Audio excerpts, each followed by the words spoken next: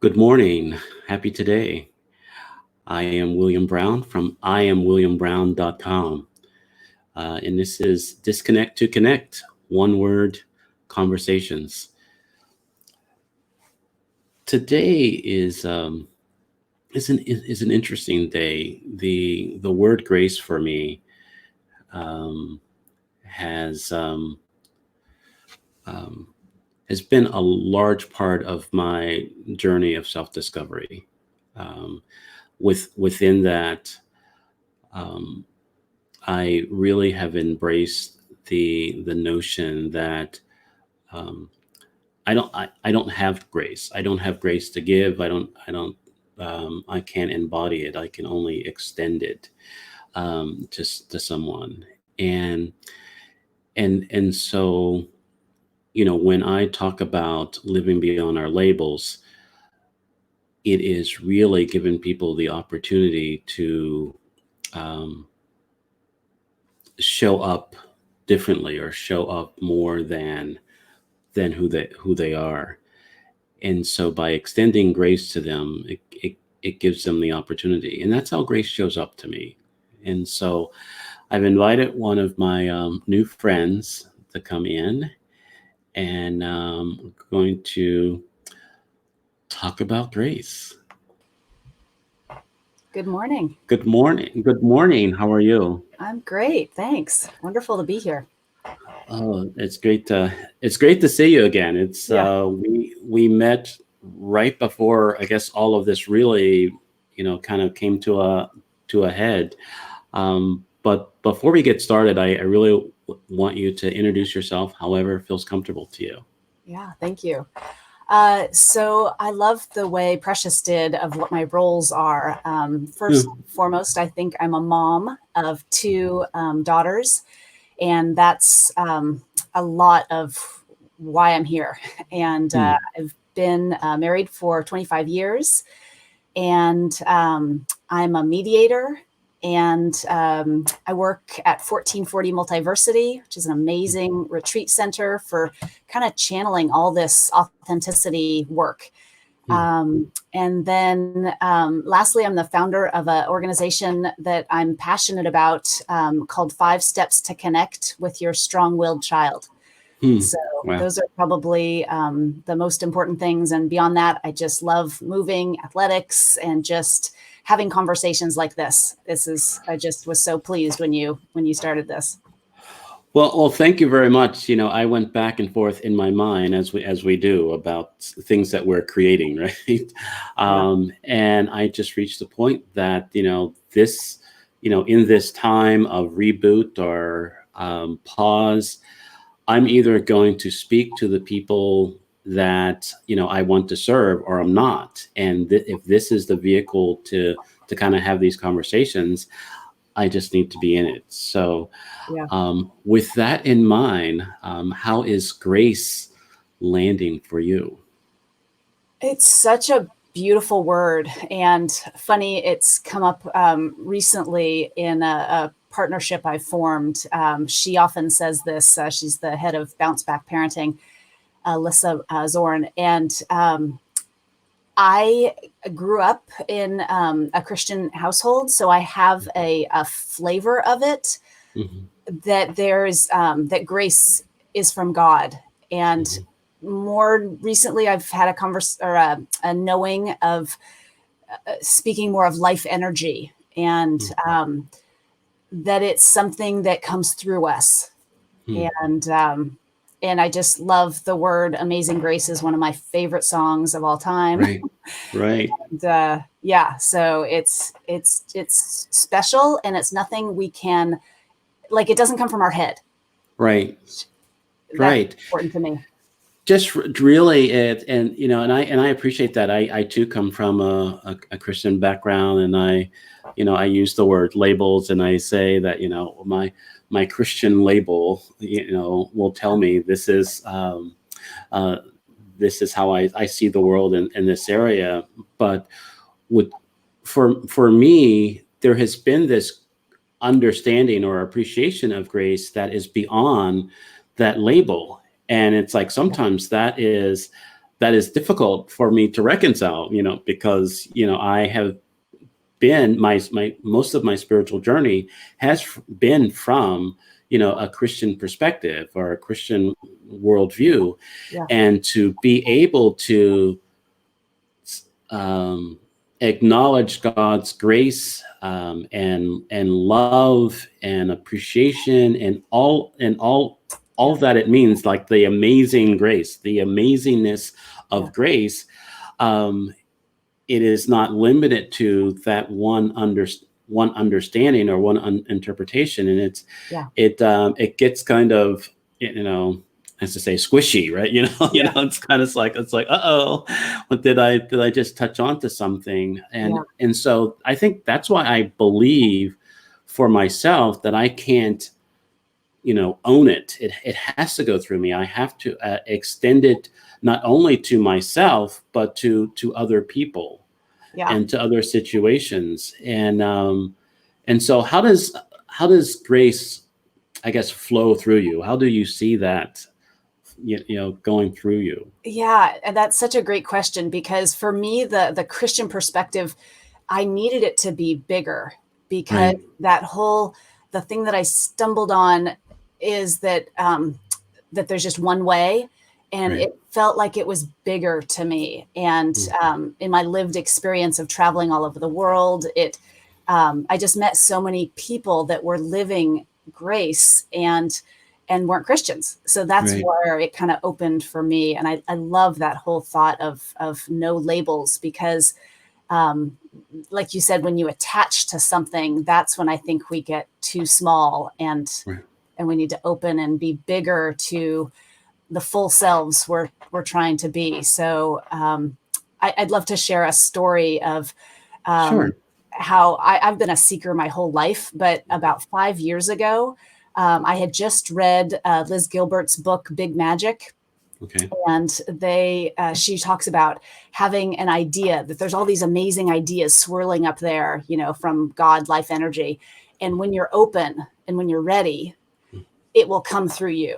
Right. And I had an experience like that. I was running in the forest, and I just had this knowing that I was to somehow facilitate, teach this work of shedding labels and being self-compassionate and self-connecting to our authentic place. And I literally fell down in the forest and just started crying with this deep resonating knowing that this is my work to do.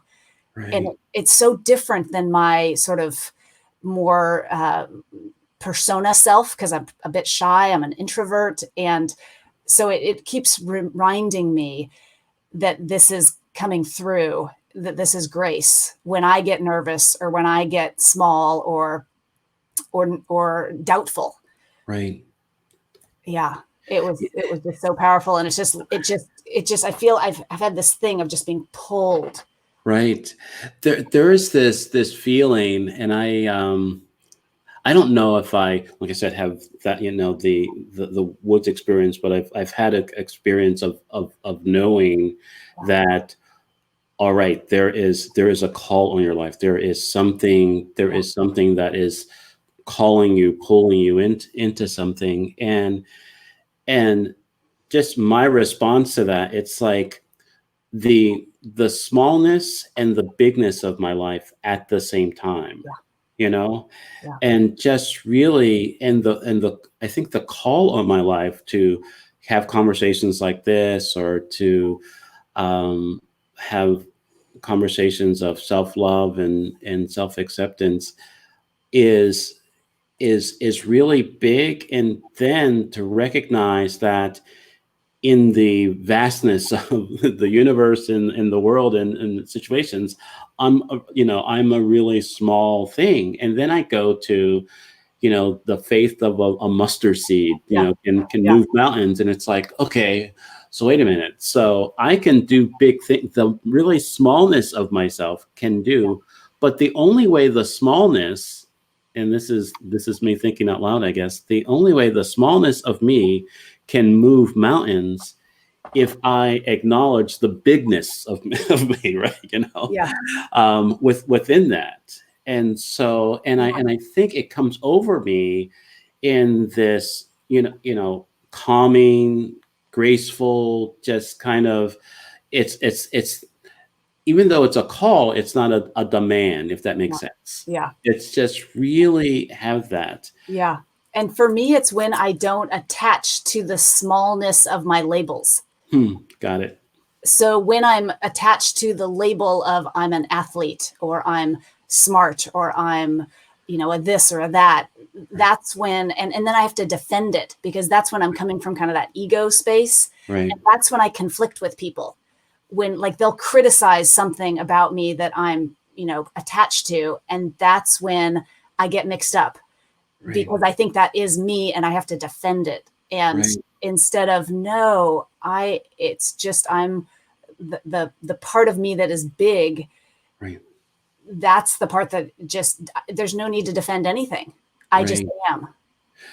Yeah. And I think what just came to mind is, is your work, how you shared that you work with, I guess the strong-minded kids, right? You're Yeah. trying, strong-willed kids. And I think I have, a number of adult children now, and I've what I thought was strong-willed kids were just kids trying to figure out their life, right? Yeah. Type of thing. But there is a difference, and I think that I didn't give myself the grace to be, I guess, the parent, Mm. and just kind of, give myself the space that, I'm going to get it wrong. I'm not going to fully understand this. I'm not going to. How does those conversations come up with parents of how our kids are showing up? Yeah, that's a great question because for me, I hate not knowing. And Right. so I was really attached to being a good parent, to being in charge, to being the authority. I thought that was what I was supposed to do. Culture Right. tells us that. So it was so much of shedding all those roles so that I could allow the child, both my girls and everyone I come across to be who they are instead Right. of who they should be. Right. And so it was a real learning. I think our children come into our lives to teach us. Mm. And I had all these, expectations of how parenting was supposed to go and how our family was supposed to be. And then when my older daughter, who was a strong-willed child, and I don't know if anyone in your audience knows the Enneagram, but they're often challengers. Mm. And the way they are in the world is strong and they hate to be controlled or told what to do. Mm. So you can see that just sets the parent and the Right. child up for a collision course. Right. And Right. so I had to continually surrender and also be firm. And so there was so many edges I had to learn through. Right. It's been a journey, but I've come to know that I don't have to make anyone wrong, myself or her. Right. And that was one of the crucial nuggets, to stop doing this and to start really understanding and allowing each other to be who we were. Right. It's for me, looking at, my parenting days, I felt anytime that I would, extend grace or kind of try to understand where they were coming from, there was, because of my understanding of my dad label, Mm. I felt that, oh, you're being a pushover, or, or all this, all this other kind of stuff. And so it was like I was letting them off the hook, and all those things, and then I would go to the other extreme, so now I'm just, all right, you want to fight, let's let's Now I'm rumble. pissed. Right, and it's like, like I said, I can see how that showed up in my parenting, but it shows up in a lot of other labels and a lot of other roles, that I have, and and and and really giving myself the grace or extending myself the grace to say, everything's going to be all right. This is, you'll Yeah. figure it out. Yeah. There is, trust your knowing. And like I said, I don't know if it's just like going scared or going whatever, but Yeah. just staying in it. And I think for me, grace gives me the opportunity to stay, Yeah. you know, and it just kind of softens Yeah. things for me. And that's such an important, like you said, for grace for me is self-connection with that, the God within us, the source, the infinite energy that I think we connect to by living our values. Right. And it was so hard for me to do that because I was constantly like under threat when she would come at me with this really aggressive energy, this no. Right. And so I think that's why these strong-willed children are both hard because they threaten us, they make us defensive, they make Right. us, and they give us the chance to grow through that. Because I kept hitting these walls with her and we would just be fighting. And I just had to find another way, which is why I went through this whole 15-year process of seeking Right. and realizing that, yes, her energy was coming at me like that. Right. I actually use an analogy of it feels like a wolf. Right. Wow. It's literally coming at me. And that's true. My whole limbic system, my whole nervous system feels like this is not safe emotionally. Right. And that is for her. She's not doing it to me. Right. That Wow. was key learning so that I didn't have to be emotionally defended. Mhm. I could be compassionate for her and what her experience was. And Right. it's this whole thing of tuning out versus tuning in. Right. Wow. Yeah, it wasn't. I think what I got that it wasn't. It wasn't at you. It was for her, and it's the one thing that came up for me too. Outside the parenting conversation, but into our workforce and our other relationships of the idea of what we label as bullying. Is it do you believe a part of the what we call bullying is just different personalities or different enneagrams kind of dealing or not dealing with each other? Completely, because the other side of the wolf energy, which is anger usually, is a hurt puppy. Oh, wow. Because underneath all that, blame and aggression is scared and not being connected to that source within them. Right. So my whole work of the 5 steps to connect is to recenter, reconnect, refind grace. Right. And then I can listen, and then I can be compassionate, and then I can set boundaries, because that's the whole key. Is we usually set boundaries from my wolf energy. Right. And that gets all mixed up and then they want to resist and we're in it. But when I can set a boundary from my place of connection and grace, it's a whole different, it's magic. It's a whole different story. Right. Wow. It's like I just got, grace is a place, a space, that we create to give each other the opportunity to kind of I don't say be their authentic self, but kind of understand or kind of figure it out. I had a therapist tell me once, I've shared before, that we either talk things out or act things out. Yeah. Right? And too often we just resort to acting out, and it's really destructive, and it's really painful, to ourselves and to relationships and to others. From that small defensive part. And that's all that we knew when we were kids. I mean, there's a personality, I'm sure there's a whole psychological explanation for it, but I just experience it as like there's 2 different safety systems. there's this one that I defend and I, blame, and I do all these things that we normally experience in our lives. And yet there's another way to be safe, which is knowing there's no danger emotionally when I'm connected to that place of grace and sustenance and wholeness. Right. And it's like, when we look at disconnection or on the flip side, connection, where do you think grace plays a part in that? Yeah. I think grace is always there at the deepest part of ourselves. Like you said, it's a place. For me, I really live it that way. Right. And I get disconnected. I lose sight of that. I get stuck in my head and defending, my need to be competent. And if you say I'm not a competent parent, man, I'm going to tell you about it. Versus whatever you're saying about me, whatever criticism, judgment, all of that is really about you, the judger. Right. It's directed at me, but it's not about me.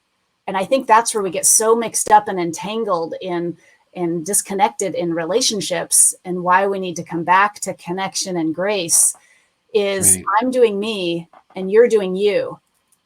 And we don't have to do this. Right. It's something. I had a conversation with Yvonne about my friend Yvonne about the heart. The heart was her word, and we talked about the not separating the heart from your head type of thing, and I mentioned how that's been a challenge for me in my from that conversation. I am working on that integration. Yeah. But when you were speaking, grace is more, it's a heart word. It's one of those, for me, it doesn't make sense to give them grace right now. The mind is screaming, don't do it, don't do it. Right? But your heart is like, that's that's what they need. And just really being okay, trusting the heart that this is what's needed. There is a puppy, right? There's a scared puppy right now. That's such a great thing. Sorry, I didn't mean to cut you off, but that we try to understand it. And that's what I love, all of the parables that Jesus came to speak and all of the Zen koans. We're literally trying to disconnect our thinking mind so that we can come from this deeper knowing of grace and heart. Wow. Too often when just go to disconnect again, I try not to disconnect from my thinking mind. I try to stay connected to, right? Stay connected to that and connect, so I have multiple connections, right? But there is a power in first disconnecting to connect on a level of understanding to give you access to that. So wow, I can see how even grace, I have been trying to figure it out instead of just living a life, and instead of just extending it and just kind of, what, I don't understand. And what I do understand, I shouldn't give you grace right now, but I'm going to do it anyway. Right. I'm going to do it, but I'm going to do it anyway. And I think of it as this flow, right? This integrated flow, because it's not either or, it's a both. And for me, the key has been reclaiming my emotions, because I cut off my emotions because those were messy and uncomfortable and hard. And my whole life, I just didn't want to feel anger. I really repressed it.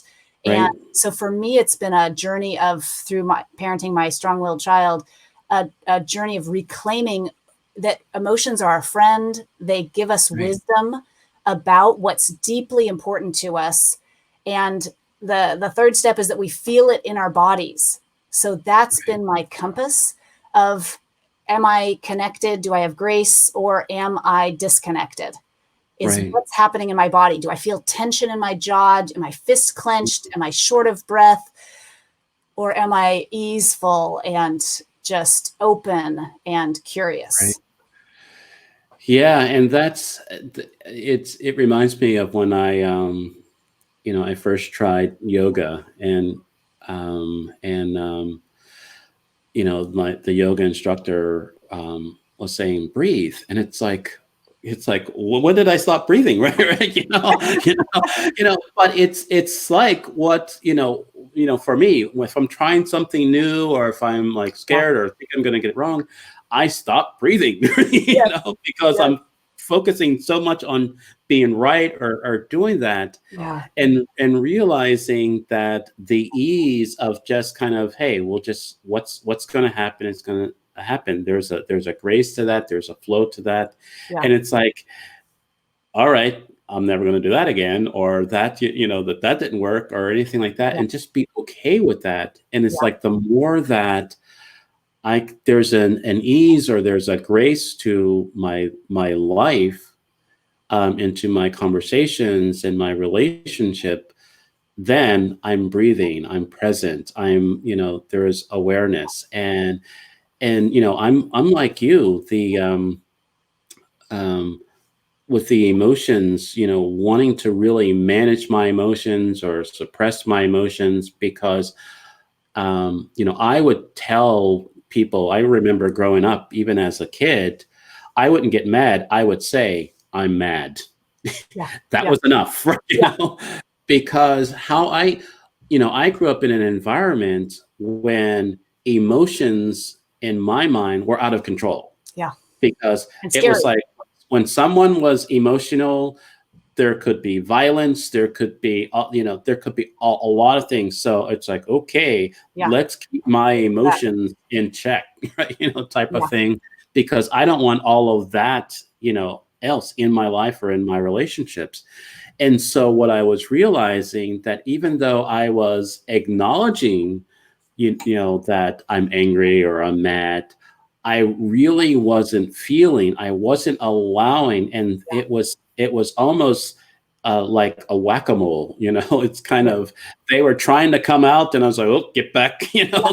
Yeah. we're not going to do that, until I reached a point where I ran out of mallets or something, I don't know, Yeah. and it's just Yeah. like, boom, Yeah. and that's just no way to live your life. And then everything for me was now in question, right? It's like, Yeah. geez, who are you really? You're just like this raving lunatic, like screaming at people all the time. Yeah. And it was just freeing my emotions and getting all this hurt and disappointment and Yeah. things away. And it's like, now feeling that the more that I extend grace for myself and say, look, it's okay to be angry. It's okay to be sad. It's Yeah. okay to be disappointed. And, just go. The more that I can um, accept those emotions that I have, Yeah. and relate to the people around me. That's so beautiful what you just said, because it is, the emotions have a biological purpose. They are here for us, and if we don't acknowledge them, they'll come out. Like you said, the whack-a-mole, they'll keep coming. And that's when I had I had almost completely repressed them, because I was so effective when I didn't have these messy, out of control emotions. Mm, And yet I couldn't connect with people, mm, because I wasn't connecting with myself, my full self, because we need emotional flow. And so if I'm so busy trying to be right and correct and mm. competent, then I'm not in the moment. I'm managing my life. And so it was coming back to that, feeling the feeling, like literally the physical feeling, and then being curious, what is the feeling trying to tell me? Hmm. And that was the one of the key steps for me, because it was trying to tell me something about my values, and that Wow. was how I could reconnect to grace, to Wow. source, to God. Right.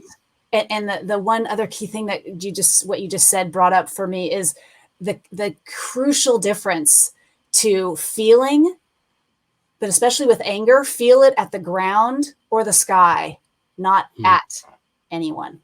Wow. Okay. I got that. Yeah. Like, yeah, it is. it's, our, I don't know if it's a societal conditioning or if it's a religious conditioning about our emotions. We talk about, amazing grace, right? And just being in the fullness of that. But too often in our experiences, because of of my religious experience, I'll just say for myself, um, the only place that we can, I guess, let ourselves feel the energy or or anything really on a deep level is in a church setting or in a gathering of that. Outside of that, suppress, suppress, suppress, suppress. Or Manage, check manage, out. manage, right? And there's like this guilt and shame that comes along with it if any other Yeah. emotions or feelings that comes up to it. And so really the grace, the God, our connection to God allows us to not just manage those emotions, but really, I guess, give meaning and appropriateness to those emotions. Yeah. For me, and it's like I said, I don't want to say that, oh, I regret, not having this understanding. I got the understanding when I got the understanding, and Yeah. that's, Yeah. that's when we get it, right? And so now, what am I going to do with it? But it's just really, um, leaning into grace and leaning into, the flow and the ease of source of God and the call on our lives will enable us to really extend, and it be an extension of that love and flow, into the world, into our relationships. Yeah. And And what, that's what I'm getting. yeah. And what you said when I listened with Precious is the whole idea of cracks, that cracks Right. are let the light shine through. And we're so Right. busy fixing the cracks that Right. our whole Absolutely. culture says, put on this perfect face and be perfect. And that's the way for success and, achievement or whatever and happiness. And that's not the way at all. I think the cracks for me are feel all the feelings, Right. Right. because that's the realness. That's the now. That's me. And I can't connect with me. I can't connect with you until I've Right. connected with me. And Right. so that whole life work of accepting all the points we have shame around and all the parts we don't like, and that's challenging work. You need a lot Yeah. of grace. It's like, here's, the challenge that I have. I'm still working through this, and I don't know if I mentioned to you this before. I mean, we met at Wisdom 2.0, Yeah. and so this was my second year, at that conference and connected to that community. And for me, there's a feeling of enlightenment or awareness that I not just want to get for myself, but for the people around me. Mm. And sometimes I get very disappointed and frustrated with how I share, with people that I love, and it feels like, they're not getting it, or they don't want to get it, or they're not ready to have it, and I feel like I don't have the grace for them to wait to get, Yeah. because there's like this urgency, in Right. me, that it's like, hey, I want to share this knowing, this understanding. Yeah. And can you speak about giving, letting people learn on their own time, or just kind of, Yeah. have an awareness, all that? I Very, don't know. that's a great question. And my process, or just my vulnerability and my honesty, is that I'm a terrible learner, because Mm. it puts me right in that place of needing grace and not knowing and being maybe out of control. And that brings up all my shame triggers of, you Mm. have to know, because unless you know, you're not lovable. And Right. Wow. so it's exactly my edge. to let grace come through, and it's where I fight grace. Hmm. So Wow. it's a really powerful place. And I realize that most of the strong-willed children, it's Mhm. that same place for them, that they hate to be out of control. So they will do everything to resist it.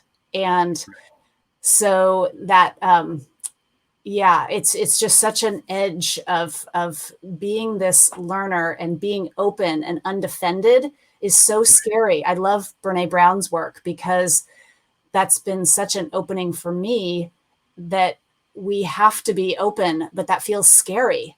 And who wants to feel scared? Not me. Right.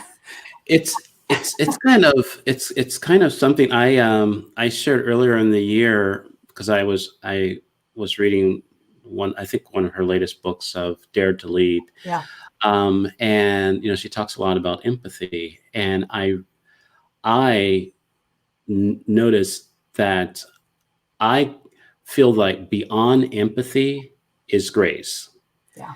And so what I learned for myself is that I would skip empathy to Mm. get the grace. Yeah. And I feel, and the reason why is because in my mind there's a messiness in empathy that I didn't want to deal with. Yeah. Yeah. I didn't want to put myself in their shoes. I didn't want to give them the benefit of the doubt. I just wanted to, you know what? you know, Yeah. you do you, boo, right? You Yeah. just gotta just move on. And I Like a and I'm spiritual bypass. right. And I realized in order for me to really flow into grace, there's a step of empathy that that has to happen. I'm not saying I have to be in it for a long time, but I can't bypass it. Yeah. And that has been a lot harder than I thought. And I think it goes back to not wanting to deal with certain emotions, right? Yeah. Yes. And and so it's like, okay, I am going to be in that emotions. I'm going to deal with someone that's screaming. I am going to, Yeah. I'm going to give space for that. So if the more that I give space, and it's back to what came up earlier in this conversation, the more that I give the space, that's where grace Yeah. can live. And it's like I said, but it is difficult sometimes. I think it's difficult most of the time, when Most of the time, okay. the word that you said earlier, of when we're in it with our emotions, because Pema Chodron is one of my gurus, and she says, stay, that word you used earlier, stay in it. And Right. that's where you're experiencing, and that's where you're doing the real learning. And that's where you can find whatever wisdom is there for you in that moment. And I spent my whole entire life avoiding that. And I think Right. culture tells us, distract yourself, numb yourself, jump over. I wanted to pole vault over the messy, uncomfortable anger and embarrassment and shame. For years, I didn't think I had shame. I was like, no, Right. that's not something. I just had repressed it so Right. completely. Right. and yet that's where all the wisdom is, because when I don't feel it, then I can't get to the moment of grace, which is connecting to the values within me. Right. That's the Wow. conduit. Right. Wow. What Yeah. spiritual leapfrog? I think I was like, yeah, you just want to just kind of just go right over it and just kind of just make it happen. Yeah. Wow. Isn't this journey of the spiritual journey and this self-discovery journey, isn't it fun, right? Oh, it's fun and it's excruciating at the same time. Right. So But it just and that's why I wanted to say, with this journey I'm on with strong-willed children, and I've actually developed a whole community around it, because it's what I wished I'd had. But there was no way around it. There was no way I could bypass, because my daughter would show up every day with these intense emotions. And so when you have someone in your life like that, you either kill each other or right. you grow through it, and you gain tools, and you rely on grace and figuring out how to have a process to get to this connection point. Yeah, we could talk about this for hours because because there's so many things. That's the one thing that I love about these conversations is because you could start with one understanding, and through the conversation, it creates more questions or Yeah. more things, and it's like it's almost like a microwave popcorn bag or something. You just pop, pop, pop, all that other kind of stuff, and you just kind of just keep on. But I really would love for you to like share any final thoughts, and I put your website up so people can connect to your community, and anything else that you want to leave within this conversation. Yeah, I feel the same way, that I just love the depth and the real conversations. So again, thank you so much for inviting me. I guess I would just want to leave anyone viewing or watching this, but really for parents, and especially parents who have moments of frustration or anger or overwhelm, that it doesn't have to be so hard, and that there are ways to process these strong emotions so that they can get us to that place of grace and ease and joy. And it's to meet ourselves in the raw, messy realness, and then to experience and name your feeling, and then to feel it physically in your body. Question, where is it in my body? Is it my jaw? Is it my stomach? Is it my holding my breath? And then it's to be curious, what am I valuing? What is important right now? And because underneath anger is a crucial value that I care about deeply. And then the final is to, what am I firmly believing? Because when I'm attached to something, that's when I kind of mess up this whole thing, and I usually have to go back and feel more.